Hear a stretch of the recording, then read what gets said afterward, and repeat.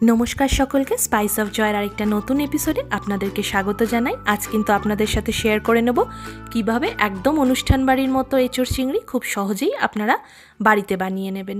এঁচোড় চিংড়ি বানানোর জন্য প্রথমেই আমাদের এঁচোড়টা কেটে নিতে হবে। তার জন্য কিন্তু আগেই আমাদের ছুরিতে, হাতে আর চপিং বোর্ডে ভালো করে সর্ষের তেল মাখিয়ে নিতে হবে। এখানে আমি 1 কিলো মতো এঁচোড় নিয়েছি, যেটাকে আমি হাফ করে আপনাদের কাটাটাকে দেখাচ্ছি।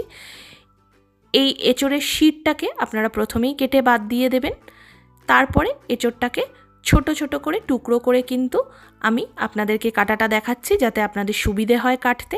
এবার এভাবে এঁচোড়ের ছালটাকে আপনারা কিন্তু কেটে ফেলে দেবেন। একটু বেশি করেই ছালটা কেটে ফেলবেন। আর পুরো এঁচোড়টাই কিন্তু যদি আপনারা এই পদ্ধতিতে কেটে নিতে পারেন, তাহলে কিন্তু খুব কম সময়ের মধ্যেই আপনাদের এঁচোড়টা খুব সুন্দরভাবে কাটা হয়ে যাবে। এবার দেখুন, এঁচোড়গুলোকে কিন্তু আমি মিডিয়াম সাইজ করে পিস করে নিচ্ছি। খুব বেশি ছোট বা বড় করবেন না, পিসগুলো মিডিয়াম সাইজ রাখবেন। এবার একটা গুঁড়ো মশলা আমরা বানিয়ে নেব। এই গোটা মশলাগুলোকে 1 মিনিট মতো ড্রাই রোস্ট করে, এই মশলাটাই কিন্তু বলতে পারেন আপনার রান্নার একটা সিক্রেট ইনগ্রিডিয়েন্টস। এবার কিন্তু আমাদের এঁচোড়গুলো সেদ্ধ করে নিতে হবে। এঁচোড়গুলো সেদ্ধ করার জন্য আমি একটা বড় প্যানের মধ্যে জল দিয়ে তার মধ্যে নুন আর হলুদ দিয়ে খানিকক্ষণ ফুটিয়ে এঁচোড়গুলোকে এর মধ্যে দিয়ে দিলাম। 80% মতো আমাদের এঁচোড়টাকে বয়েল করে নিতে হবে, 8 থেকে 10 মিনিট মতো লো ফ্লেমে দিয়ে। এঁচোড়টা বয়েল হতে হতে আমি চিংড়ি মাছটাও ভেজে নেব।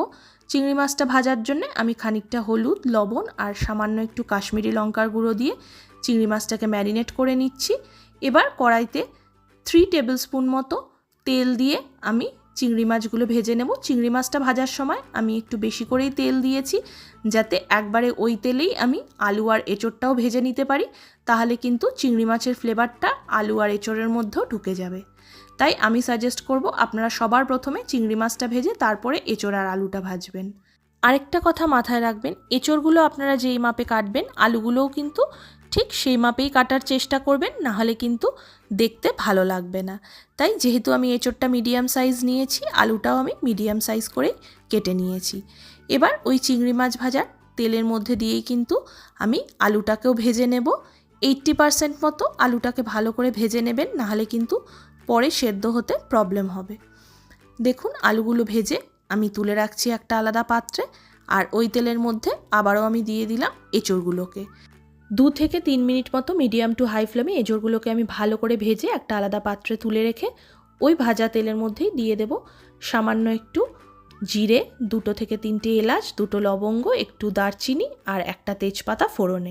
এবার কিন্তু আমি বানিয়ে নেব এঁচোড়ের গ্রেভিটা। তার জন্য কিন্তু ফোড়ন থেকে একটু গন্ধ ছাড়লেই আমি অ্যাড করে দিচ্ছি 2টো বড় সাইজের কুচনো পেঁয়াজ। এই পেঁয়াজটাকে কিন্তু ভালো করে 1 থেকে 1.5 মিনিট মতো লাল লাল করে ভেজে নিতে হবে, যতক্ষণ না পেঁয়াজ থেকে কাঁচা গন্ধটা চলে গিয়ে পেঁয়াজটা হালকা সেদ্ধ হয়ে আসে। এবার ওই পেঁয়াজের মধ্যে কিন্তু আমাদের অ্যাড করে দিতে হবে 1.5 চামচ মতো রসুন বাটা আর 1.5 চামচ মতো আদা লঙ্কা বাটা। এখানে আমি 3টে লঙ্কা দিয়েছি, আপনারা যে যেরম ঝাল খাবেন সেই অনুযায়ী কিন্তু লঙ্কাটা বাড়িয়ে বা কমিয়ে নেবেন। এই সব মশলাগুলোকে আবারও 1 থেকে 1.5 মিনিট মতো কষিয়ে নেবেন, যতক্ষণ না কাঁচা গন্ধটা চলে যায়। তারপরে অ্যাড করে দিতে হবে গুঁড়ো মশলাগুলো। এখানে আমি দিয়ে দিয়েছিলাম 1.5 চামচ মতো হলুদ গুঁড়ো, 1 চামচ জিরে গুঁড়ো, 1.5 চামচ মতো ধনে গুঁড়ো, আর খুব সুন্দর একটা রং আসার জন্য আমি অ্যাড করেছিলাম 2 চামচ মতো কাশ্মীরি লঙ্কা গুঁড়ো।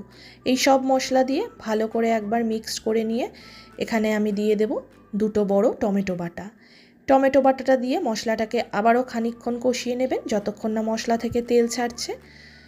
দেখতেই পাচ্ছেন 2 থেকে 3 মিনিট মতো লো ফ্লেমে মশলাটাকে কষিয়ে নেওয়ার পরে কিন্তু মশলা থেকে অল্প অল্প করে তেল ছাড়তে শুরু করেছে। এবারে আমি অ্যাড করব এখানে সামান্য একটু জল অ্যাড করে কিন্তু আমি মশলাটাকে আবারও খানিকক্ষণ কষিয়ে নেব। এভাবেই 2 থেকে 3 বার মতো এরকম জল অ্যাড করে করে মশলাটাকে কষাতে থাকবেন। দেখবেন মশলা থেকে একদম কাঁচা গন্ধটা চলে গিয়ে মশলা থেকে তেল ছেড়ে এসেছে। সেই সময় কিন্তু অ্যাড করে দেবো আমরা আগে থেকে ভেজে রাখা আলু আর এঁচোড়টা। আলু আর এঁচোড়টা দিয়ে ভালো করে মশলার সাথে মিক্সড করে কিন্তু 2 থেকে 3 মিনিট মতো এটাকে ভালো করে কষিয়ে নেবেন।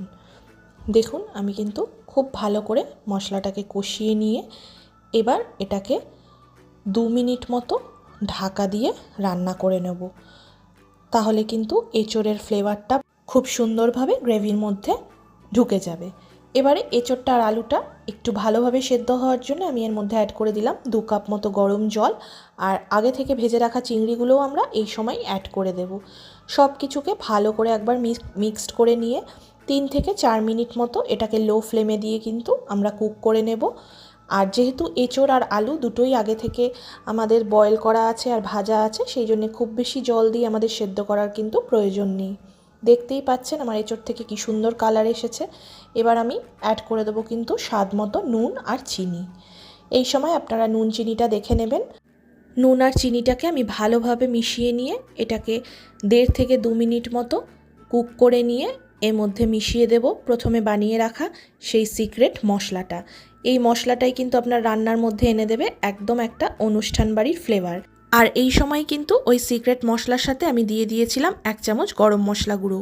এই সব মশলা দিয়ে কিন্তু ভালো করে একবার এঁচোড়টাকে মিশিয়ে নিয়ে 2 থেকে 3 মিনিট মতো এটাকে লো ফ্লেমে আপনারা কুক করে নেবেন।